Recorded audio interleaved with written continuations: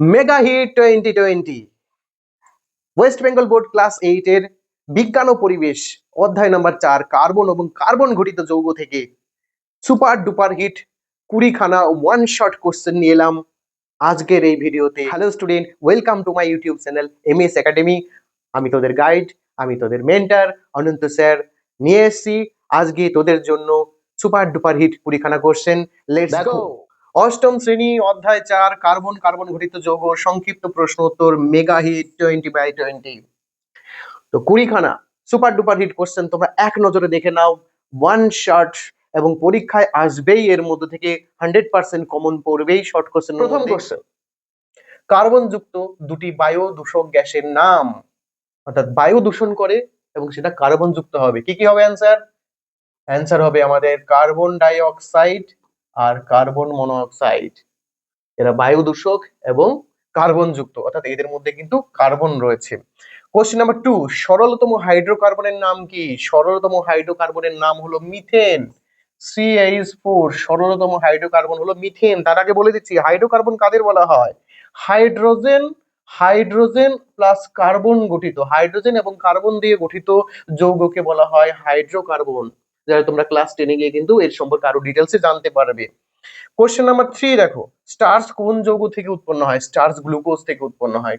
Answer হবে glucose থেকে starch উৎপন্ন হয়, গ্লুকোজ। গ্লুকোজের সঙ্গে তোমরা জানো C6H12O6, এই গ্লুকোজ থেকে কিন্তু স্টার্চ উৎপন্ন হয়। 4 নাম্বার কোশ্চেন, একটি জৈব গ্রিন হাউসের গ্যাসের নাম লেখো। জৈব গ্রিন হাউস গ্যাস খুব ইম্পর্টেন্ট কোশ্চেন, মিথেন। জৈব গ্রিন হাউস গ্যাস হলো মিথেন। একটি অজৈব গ্রিন হাউস গ্যাসের নাম লেখো। অজৈব গ্রিন হাউস গ্যাসের নাম হলো কার্বন ডাই অক্সাইড। জলাভূমি থেকে 6 নম্বর কোশ্চেন দেখো, জলাভূমি থেকে কোন জৈব যৌগটি উৎপন্ন হয়? জলাভূমি থেকে উৎপন্ন হয় মিথেন, CH4। অর্থাৎ এখানে নামটা লিখে দিচ্ছি বাংলাতে, দেখো CH4 মানে কিন্তু মিথেন। এখানেও লিখে দিচ্ছি CH4 মানে মিথেন। কোশ্চেন নাম্বার 7, ক্যালামাইনের সংকেত লেখো। তার আগে তোমরা কি জানো ক্যালামাইন কি? ক্যালামাইন হলো জিঙ্কের আকরিক। ক্যালামাইন জিঙ্কের আকরিক। তো জিঙ্কের আকরিক ক্যালামাইন, এটার সংকেত হলো ZnOCO3, জিঙ্ক কার্বনেট।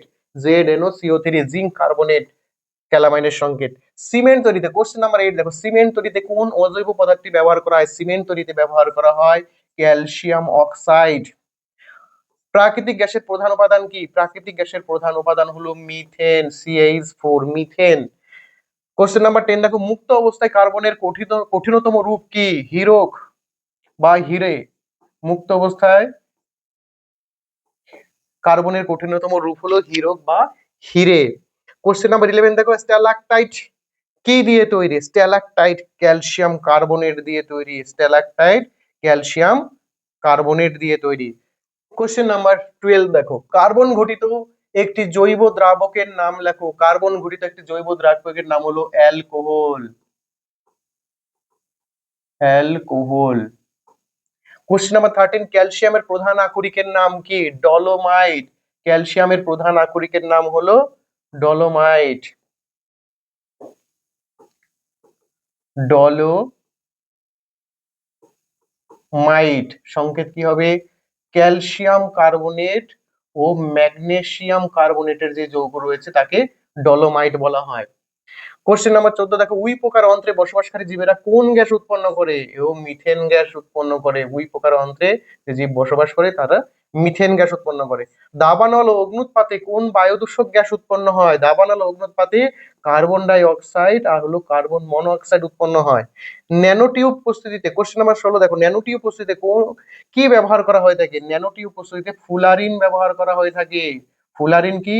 ফুলারিন হলো কার্বনের একটি রূপভেদ, C60 দিয়ে এটাকে লেখা হয়ে থাকে ফুলারিন। এটা ন্যানোটিউব তৈরি করতে ব্যবহার করা হয়।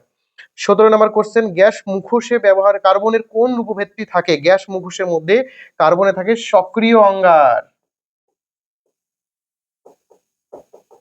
সক্রিয় অঙ্গার কিন্তু গ্যাস মুখোশে ব্যবহার করা হয়। কোশ্চেন নাম্বার 17, গ্যাস মুখোশে কার্বনের কোন রূপভেদটি ব্যবহার করা হয় দেখে নিয়েছি। কোশ্চেন নাম্বার 18, ব্যাটারির তড়িৎদ্বার তৈরি করতে ব্যবহার করা হয় কোন রূপভেদ, অর্থাৎ কার্বনের কোন রূপভেদ ব্যবহার করা হয়? গ্যাস কার্বন ব্যবহার করা হয়। Gas carbon. কোশ্চেন নাম্বার 19, ধাতু নিষ্কাশনে ব্যবহার করা হয় কোন রূপভেদ? কোক ব্যবহার করা হয়, কোক। ধাতু নিষ্কাশনে কোক ব্যবহার করা হয়। অক্সিজেনের অপর রূপভেদটির নাম কি? অক্সিজেনের অপর রূপভেদটির নাম হলো ওজোন, O3। এটাকে কি বলে? এটাকে ওজোন বলে। এই ছিল 20টা মেগা হিট কোশ্চেন। এর পরবর্তী ভিডিওতে আরো ইম্পর্টেন্ট কোশ্চেন গুলো নিয়ে আসবো, যেগুলো তোমাদের পরীক্ষাতে 100% কমন যোগ্য হবে। তোমরা শর্ট কোশ্চেনের উপর জোর বেশি দেবে। শর্ট কোশ্চেনে যদি নাম্বারটা এগিয়ে রাখতে পারো, তাহলে কিন্তু পুরো পরীক্ষাতেই কিন্তু নাম্বারটা এগিয়ে থাকবে।